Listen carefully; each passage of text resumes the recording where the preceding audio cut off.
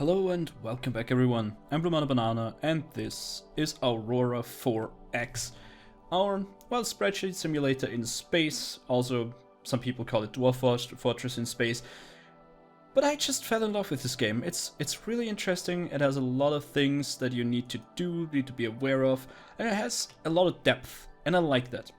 In the last episode, we just took a look at all the interface stuff.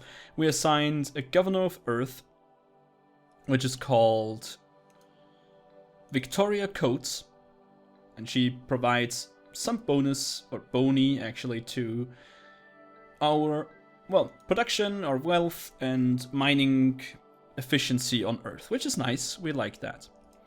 Now, the next thing that we actually did not do so far is we actually didn't let time pass. It's still the 1st of January of 2025. So that's what these buttons are for. You see 5 seconds, 30 seconds, 2 minutes, 5 minutes, 20 minutes, 1 hour, 3, 8 hours, and days. Now mostly I think you will go for these two buttons, 5 days and 30 days. Because a 5-day cycle is the least amount of time that you can pass to actually construct stuff. So construction will update. I think these were for 400,000 seconds that we specified in the beginning. The other ones I think are just for combat. 5-second intervals for combat seem to be really good. The other ones, yeah, you can see 5 days or 30-day chunks are actually what you most look for, seeing that your research projects are actually in the months or maybe even years.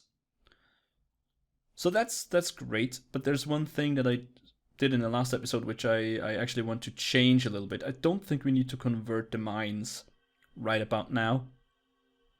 What I think we should do, since we didn't put any effort into this, so I can't just cancel it for free, I think. I want to, yeah, installation is fine, but I want to build another military academy.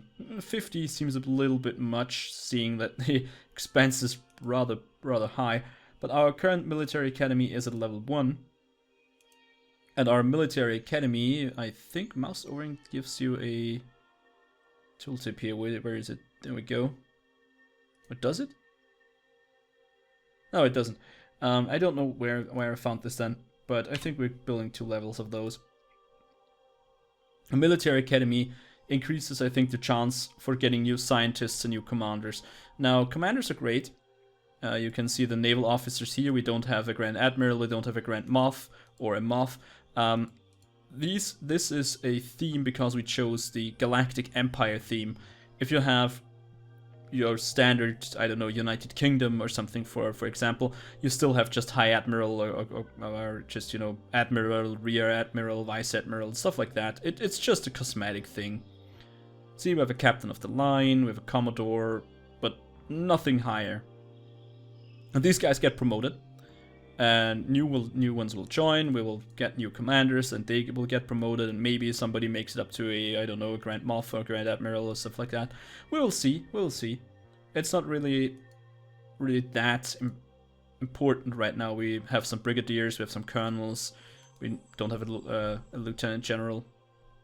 Not really important right now.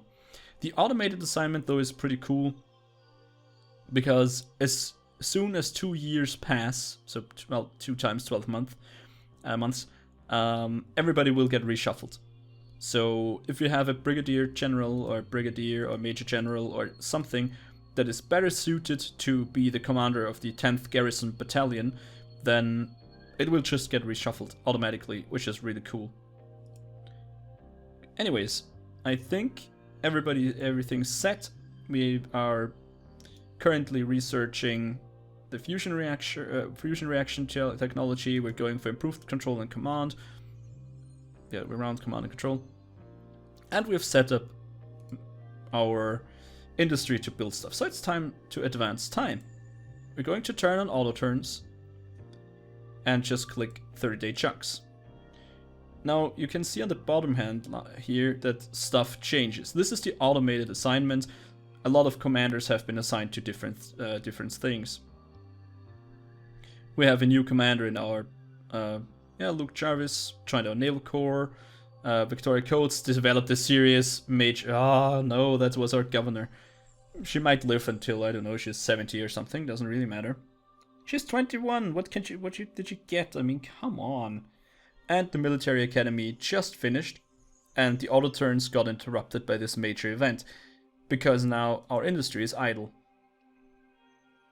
So now we have a level 3 military academy, and I hope that we get some better scientists and commanders soon. Now, what could we do? I think we will convert some mines to auto mines. And I think I queue up another, let's say another 60 construction factories, maybe? Yep. I'm going to queue that up. And I like just putting stuff into this so we have the time to, well, we don't need to look at this all the time. Let's queue up another 15 research labs. That's a lot. They use a lot of Mercasium, as you can see, but I think it's worth it.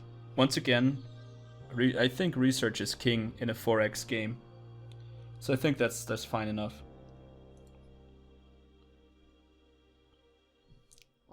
I think we should take a look at our shipyards, because we didn't do that in the last episode. Now, with the Fowler Steam Turbine Corporation, which is rather interesting for a spaceship company, but okay, if you want to put steam turbines on spaceships, sure. The Parker Steel Corporation, we have the Franklin Industries and the Miller Engineering Services. Now, something to note here is, well, I think all of this is actually pretty interesting. I was thinking about what's the most interesting thing. Well, we should just start at the left and move to the right. Now, type. Okay, it's just TY, but that stands for type. Is N or C. N means naval, so it's a military one. Or C is commercial. Pretty self-explanatory what they do. The total number of slipways is just how many ships they can build simultaneously. They could build 2, they can build 3, they can only build 1, they can build 2. Pretty simple. Capacity per slipway, though, is something really interesting. Now, the Fowler Steam Turbine Corporation can only build ships that are up to 6,000 tons. This is not a lot. This is not a lot. I mean, they are naval shipyards, and we will most likely not build gigantic cruisers or, I don't know, destroyer type things or carriers or whatever. But still, I think we need to future-proof ourselves, and we do that by adding a continual capacity expansion order. Now they will slowly build up their capacity per slipway, and we can interrupt this at any given time. And I know it looks a lot cleaner if you say add 500 tons, add 10,000 tons, but the continual expansion is just very, very, very simple and very easy to do. We're also going to add this to the commercial shipyard for 56,000 tons, and I think this guy can add another 5,000 tons to his capacity. Now, why do I not want them to continually expand? I think 72,000 tons is pretty good. That's pretty good. So going up to 78 will keep us. Oh, sorry, 77 will keep us pretty well afloat for now. Now these guys, while they were building up, we don't really need to look at them. Oh. Let's take a look at our research labs once again. This will be in about half a year. This will be a little more than that. Fine enough. We still don't have a very good set of scientists, so let's just let time flow.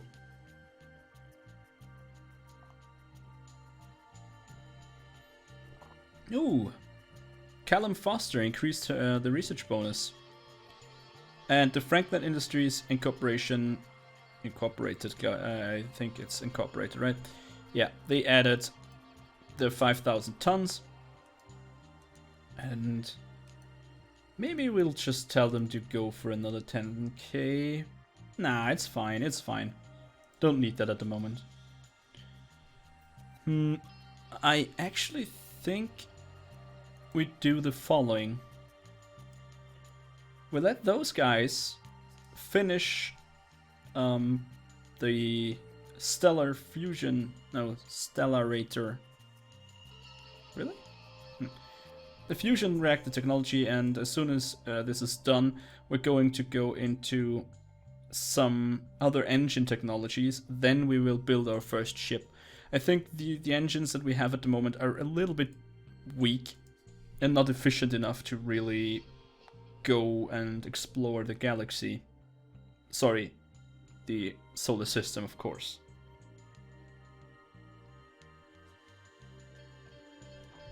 Now the time has stopped again, because a team led by Callum Foster has completed their research into improved command and control. This is great. Because now we have 25 labs available again, but still not really something to research. Let's do the... what can we do? We could go for the fuel consumption. That seems something we should do. Yeah, let's do that. Again with the 25 labs though. We're going to create this. Yes. Now this is done once again in about 9 months. That's pretty good. You can also see we create 5,500 research points per year, and this research requires 4,000, so we're done in, yeah, like 9 months, a little bit less than a year. Now, actually, I thought we would get the magnetoplasma drive here, which is interesting that we don't. But this fuel consumption, 0.7 liters per engine power hour, I think that's the full name. Yeah, is a global thing. This is for every engine that we build. We have a better efficiency, and I think fuel efficiency is something that we really want, especially for commercial type engines. When we start shipping mines to different comets and asteroids, we want to do this in a very efficient way. Oh, look at that, captain of the line, somebody got promoted. Now something that's really cool, maybe I can zoom in a little bit. You can see that everything's moving actually. And the turns are actually rather slow. Oh, that's because we've finished something again. So they're building construction factories now. That is interesting and good. But now that we can build a sector command, which is freaking expensive, but we need this. I'm going to queue that up as soon as possible. Actually, can I put it on top? No, I can't. So, in May... No, I can't pause this though, I think. But I had some really interesting and weird things happen to this. Let's go for a 5-day chunk to update this. Yeah, see, it's still queued. Let's try this. It asks if it is paused, and no is the correct answer. No, see? It got set back to Q1 again. I don't know why this is. Maybe you can't actually move this around. So let's unpause this one. Let's just wait until it finishes. There's nothing really we can do. Let's go for some auto turns again. So that's one thing. The beginning of most of 4X games are a little bit slow. Just a tiny little bit slow. You build up a lot, and then you try to eliminate your, or exterminate your opponents. Once again, we've finished another tech. Now we could go for another fuel consumption one, which I don't know is necessary. You know what? We're going to design our first ship. Yeah, I think there's time for that now. Now we're going in the ship designer, the class designer window, which is this one, the smaller ship, this kind of fighter jet icon. And we're going to click on new, because we want a new one. And it tells us that it will be called the Omega class cruiser, with a tonnage of 390, with 10 people as crew, and that's basically what we have here. Now if I flip over to the design view, then we have a list of all parts that we can currently slap onto this thing, you know, using duct tape and stuff. And what I really want is a geological survey sensor. Why? Well, so we can geologically survey all the asteroids and see which has a little bit of minerals, or some minerals to exploit and send back to Earth. Now we're going to slap, of course, a geological survey sensor on this, and as you see, it increased in tonnage. We're now lugging around a giant sensor. But the thing is, wait a second. Why is it only on 1 kilometer per second? That's pretty goddamn slow, right? And why are there no engines? Well, that's because we need to design an engine first. So let's close this up and go to this thing over here, which is called Create Research Project. Yes, you can create your own research projects. And there are a lot to choose from. And this is one thing that you need to learn about the game, and that one thing that I really like about the game. It is so freaking deep, so complex. There's so much to think about and optimize. And I mostly will go by, you know, just eyeball things and go by my gut feeling, which is usually the wrong thing to do. But this is what I try to do here. Sometimes I will look up something on the wiki and the Reddit and stuff like that. But I will try to do this mostly just by, you know, gut feeling. Not a good way to play 4X, I know. Anyways, the first thing here is active sensors. They are used to, well, find ships, enemy ships. We can go by graph sensors, we can go by electromagnetic sensors, we can go by the sensor size, can make a huge one, and as you can see down here, showed in tons, this thing will have a tonnage, or this thing will weigh 2,500 tons. This must be a gigantic sensor. And then we have to basically choose what is the cutoff at which this thing can detect things. Now, let's say, since we know that our ships, for example, our biggest ships that we can build at the moment are around, 77,000 tons? But that's not really what we want. If we have a little fighter coming at us, this thing may only weigh 1,000 tons, so we want to have a minimum resolution so we can see stuff that is about 1,000 tons big. But it's not really what we need to do right now. It was just a demonstration of what you may need to think about. You have some fire controls, you can go with CWIS, which is kind of like a point defense, I think. This thing shoots down incoming rockets, or, you know, missiles. You can build cloaking and Gauss cannons and lasers and jump engines and missiles and all the good stuff. But we are at the moment interested in engines, so we're going to look at the engines now. Interesting, we can only build an ion drive. I was pretty sure that we should be able to research magnetoplasma drives now, but hey, what can you do?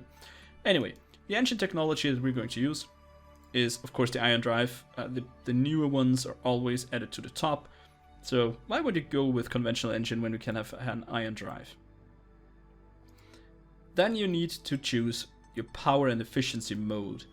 Now, you could go and make it, let's say, as powerful as you as you can get it. It's a 1.5 modifier to engine power, which we can increase by researching better power modifiers. But also the fuel consumption increased to 2.76. Well, times 2.76. And as you can see down here, the engine power is 90. The fuel use per power hour is, oh, actually per hour, is 164.92 liters, or per engine power hour, which is actually the efficiency that you want to look at, is 1.8232, which is pretty interesting. You can also see it's the hull size, and that's HTK, means hits to kill. It needs 2 direct hits to be destroyed.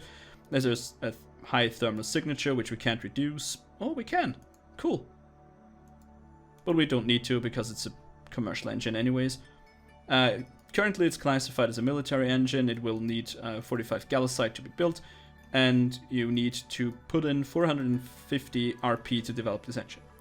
We don't want something that is that fuel inefficient, actually. We are going to the other end of the spectrum, where we modify our engine power by 0.4, but the fuel consumption goes down to 0.1.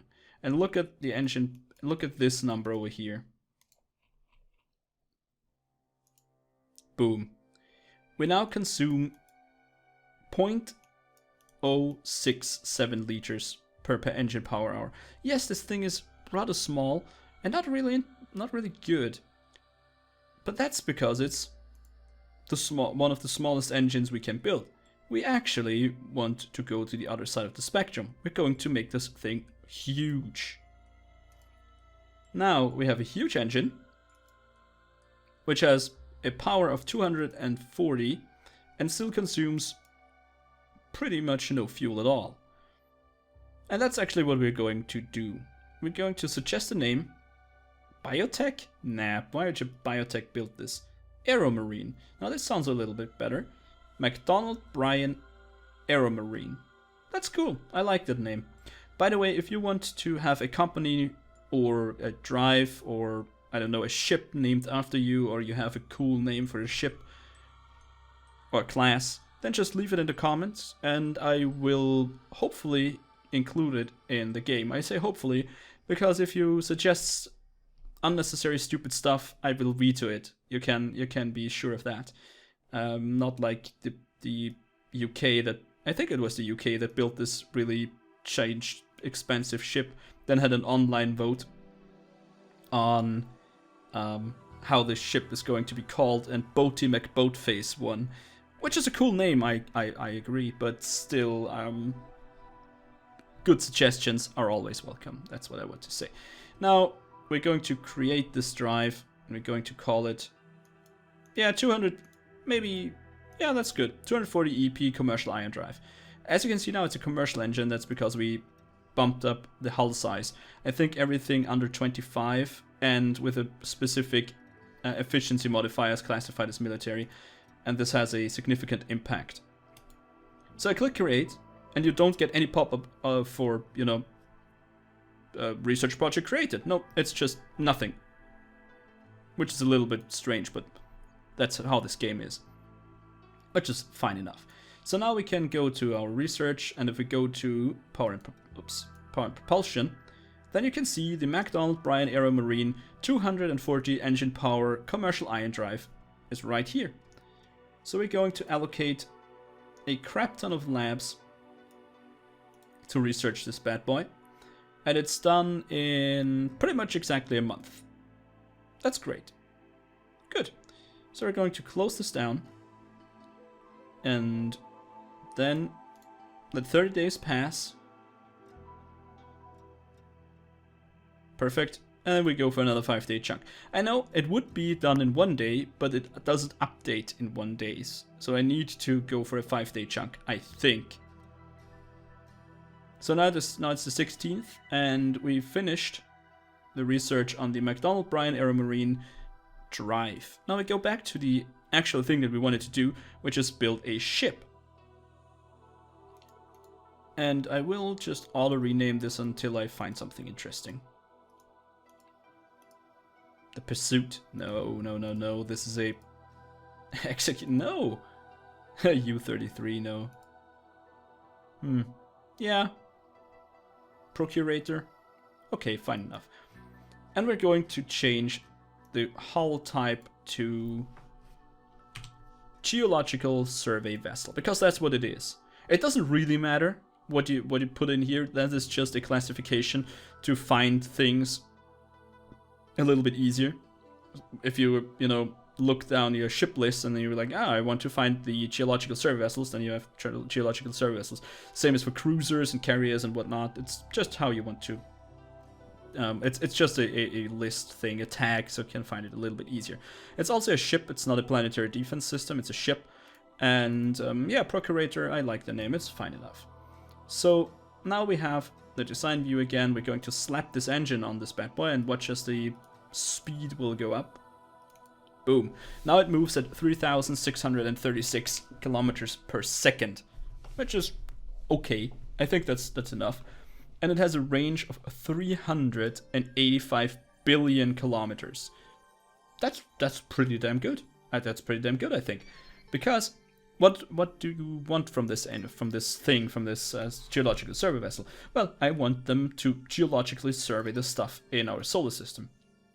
Now, if you look at this, the furthest thing that I can see at the moment, well, is Brooks and McNaught Russell, but they are not really that big of a deal because they're comets, or yeah, I think they're called comets. They will come back eventually and loop around the sun. That's what they do. They have a really elliptic orbit. But the thing that I think is furthest out, maybe Eris. So, or Sedna or something like that. So if in this view, if I hold shift and click and drag, I get this really, really, really long, well, ruler to measure distances. Now you can see this thing is 14,000 million kilometers out, or 14 billion. So 14 billion kilometers, I think that is the worst thing that could happen to us. So 14 billion times 2, so there and back again, means about 28 billion kilometers. So if we can get this above 28 billion kilometers, we're fine, and we're far surpassed that. So what we could do is we could get rid of the large fuel storage and go for a normal fuel storage. Let's see what we can do there. 82 billion. That's still enough. That's still 4 times as much as we need, or twice as much as we need. No, wait a second. It was what? 14, 28. That's 28, 40, 42. Yeah, it's enough. It's enough. That should be enough. And it can go for 245 days at full power. So I don't think it's really interesting for commercial vessels. This is a commercial vessel, to go for the deployment time. But for the sake of role-playing here, I'm going to go and give it 8 months of deployment time. Note that every month in this game has exactly 30 days and a year is 360 days. It's just for easier... I think it's easier for the simulation to just work that way. Okay. Excuse me. Now, the deployment time is 8 months, and it is a commercial vessel for maintenance purposes. This means that it does not require maintenance, which is really interesting. A military vessel, on the other hand, will require maintenance, and you will have to maintain them in orbit. So, or you have, of course, some kind of engineering storage on board, but I think they still need maintenance from time to time. Now, since this is a commercial vessel, doesn't need maintenance, perfect. That's exactly what we want. We want this thing to just buzz around in the solar system and survey all the comets and planets and moons and whatever it can find to just give us information about all the good stuff that we could mine or exploit in this solar system. So I'm pretty satisfied with this. The Procurator class geological survey vessel has a tonnage of 3,100, has a crew of 40. It requires 213 build points to be built. I think these are some kind of sensor information. I'm not sure on that though. The maximum speed or velocity is 3,870. That's good enough. Armor rating 118. This means it has a 1 layer of armor, and it will take 18 plates to completely surround or completely encase this ship. You always need 1 layer of armor. You can't go lower because this thing keeps the space out and the air in. I like this way to to put it. We have no shields because we don't need them. We have some sensors, we have damage control, blah blah blah, and so on and so forth. As soon as we're going to build some more military stuff, I will talk about armor, but we don't need it at the moment. So I think we're good. We have some ceramic composite armor. We have the McDonald-Bryan Aeromarine engine. We could slap a second one on there, which would make it a little bit faster. But the range would be cut in half, of course. Would consume more fuel. So I think 1 is still enough. We have the geoservice sensor and some crew quarters, some fuel, some engineering, and a bridge. Perfect. Now we close this. There is no save button. It is automatically saved, which is good. So let's go to our shipyards. Oops, manage shipyards. And there was I think this is a slight overkill, right? These things are really, really heavy. I think it's fine if we go to mill engineering and tell it to retool for the GEV procurator. And set the activity yes. Now the first retooling is for free. The thing is, as soon as you want this shipyard to build something else, you need to retool for it, which I think is really cool and really realistic. If you go to a shipbuilder, a giant that builds, I don't know, gigantic ships, then it's not like, yeah, sure, we can build a small one, and the next one we're going to build, I don't know, a carrier, and the next will be just some fighters. No, they will need to retool and rebase their whole thing, how they will do this. They need different tools, and they will need different scaffolding, I think. They will need a lot of different stuff, and this game simulates that.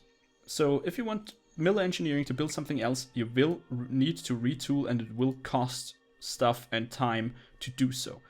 But for now, it's fine. You're going to build the first procurator, and since it's the first, I don't need to call it 001. It's just the first of its class.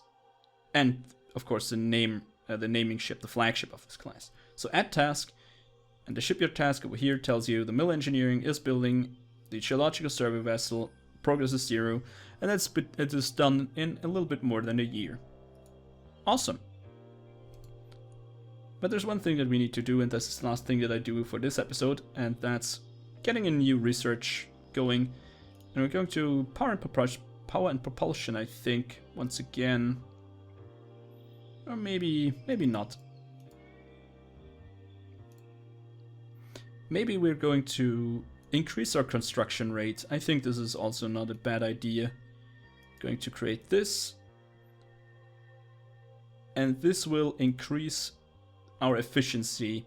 Now, construction rate, 12 build points, means that all of our construction factories will have an increased build point